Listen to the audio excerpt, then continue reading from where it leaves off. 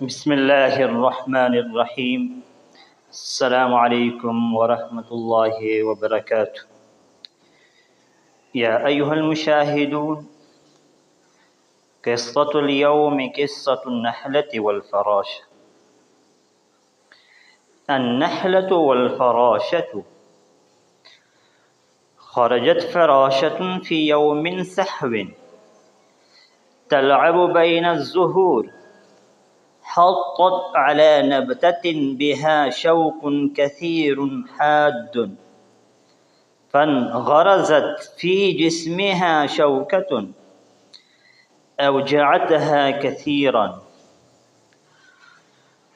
مرت بالفراشة نحلة فسلمت عليها، ولما رأت جريحة حطت بالقرب منها وضمدت جرحها وسقتها كليلا من العسل فبرئت.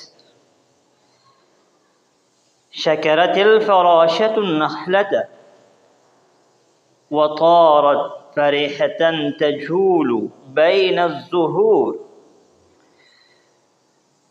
وتزين الطبيعة بجمالها وخفتها. وذهبت النحلة تصنع العسل شفاء للناس. جزاكم الله خيرا. السلام عليكم ورحمة الله وبركاته.